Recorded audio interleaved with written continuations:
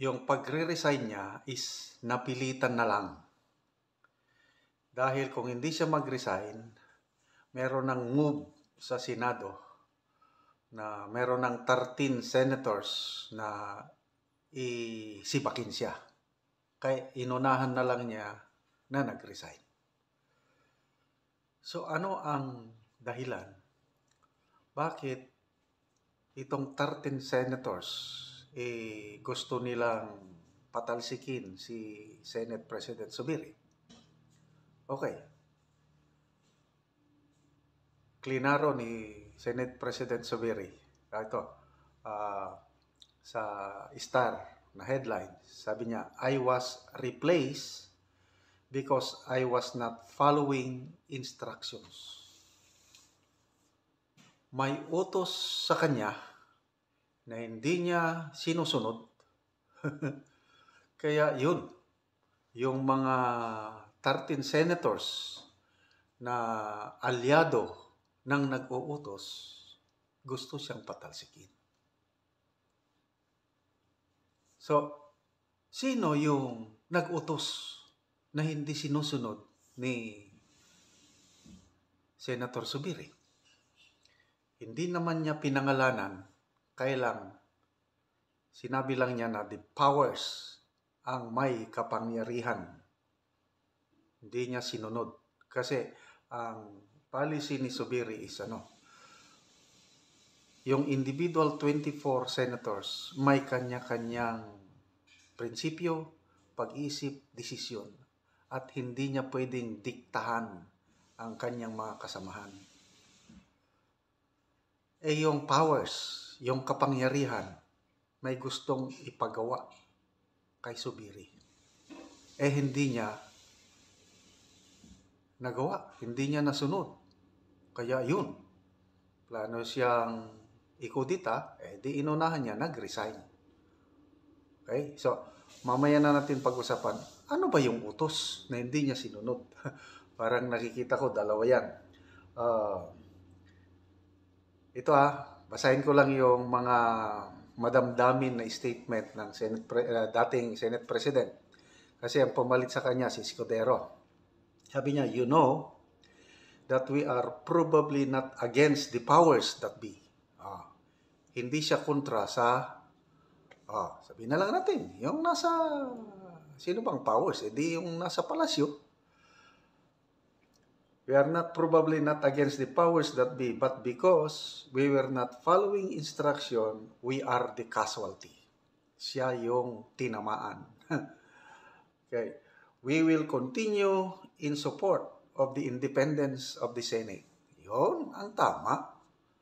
Kasi 3 branches of government nga tayo Yun ang demokrasya. Equal branches yan. Okay? Ang nasa palasyo, executive sila. Judiciary, ang Chief Justice ng Supreme Court. So, ang legislative, dalawa yan. Speaker of the House at Senate President. Dapat walang mag-dictate ng mga yan. Grabe itong ating gobyerno. Gusto nilang diktahan ang Senado. Yun. Hindi sumunod si Zubiri. Kaya, ayun, casualty siya. Sabi niya, it's sad that I did everything to protect the independence of the Senate. But that's how politics really is. We can't do anything. Grabe talaga ang politiko sa ating bansa, only in the Philippines. Ito na, I have never dictated my position on any of you, sabi niya yung mga senador. Kasi bago siya nag-resign, nagsalita muna I've always supported your independence, which is probably why I face the miss today, yung pagsiba. I failed to follow instructions of the powers. Sino yung mga powers? Alam niyo na. I have listened to all my colleagues throughout my Senate presidency. And again, I listen to them today as we head into a new period of the Senate. I fought the good fight. If I have ruffled some feathers in doing so, and if I have upset the powers that be, then so be it. So kung may nasaktan ako, kung nasaktan ko ang powers, yung may kapangyarihan, so be it. Yun na yun. Okay. I don't want, ano pa? So, indeed, sabi niya, in these 2 years, I have come to realize that being Senate President is not only about leading the troops, but also about putting oneself on the line if that is what it takes to protect our institution. So, nakikita ko na ang kalagayan ni Senate President Zubiri. Yung powers na sinasabi niya, may gustong mangyari. Hindi niya madiktahan yung kanyang kasamahan. Kasi may kanya-kanyang yung mga senador eh. Kaya yun, siya ang sumalo sa tama. Kaya natanggal siya. Kaya for this, I salute Senator Miguel Zubiri. Okay, so dito sa balita ng Philippine Star, kalagay dito. So I have put myself on the line to shield the Senate from all attacks, particularly from efforts to diminish the powers of this institution as the country's last bastion of democracy. Alam niyo kung walang Senado, wala na. Tsa-tsa na tayo ngayon. Maging parliamentary system of government na tayo at may mag-prime minister na dyan, yung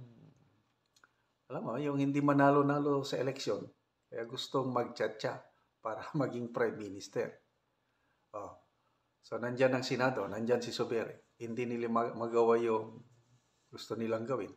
Kaya, yun, last bastion of democracy ang Senado. Okay, so, dito sa balita ng Philippine Star, mag-comment kayo kung agree kayo. Zubiri's resignation came reportedly after there were insinuations, may haka-haka, that one of the alleged reason for the revamp was the Senate investigation on the leaked PDEA document linking President Marcos to illegal drugs. The investigation is being headed by Senator De La Rosa, Chairman of Committee on Public Order and Dangerous Drugs. Ito, naisulat ito sa Philippine Star. Ang isang rason, bakit siya tinanggal, PDEA leaks. Ano ang masasabi nyo? Agree ba kayo? Okay. Siguro last week, nung nag-resume ang session ng Senado, grabe, na yung salita ni Senate President Zubiri, kulang na lang sabihan niya si Senator Bato na itigil mo na yan, Bato. Tigil mo na yan. Kasi baka ganito, napopolitika na tayo. Gusto niyang ipatigil. Yung pala, haka-haka lang ito. Opinion lang, analysis, based dito sa balita ng Philippine Star na yung powers, yung makapangyarihan, gustong ipatigil yung PDEA leaks investigation. Kailang matatag si Senator Bato. Tuloy-tuloy ang investigasyon. Nagalit ngayon yung nag-uutos na gustong matigil. Ito na, kudita sa Senado at So, yon yung isang rason. Although insinuation lang yon, haka-haka lang. Mag-comment kayo kung agree kayo na yon ang isang rason. Ang isang rason na nakikita ko is yung approval ng tsa-tsa. Parang dismayado ang powers that be na up to now hindi pa rin nailagay sa priority measure na talakayin sa Senado yung tsa-tsa. Mag-adjourn na sila by May 24. Wala na. So, yun, tsa-tsa.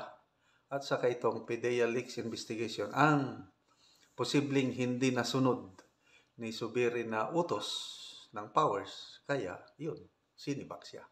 Anyway, good luck, Senator Zubiri. Senator pa naman kayo. Tingnan natin kung ano ang gagawin ng bagong Senate President kung susunod siya sa utos utos ng powers that be.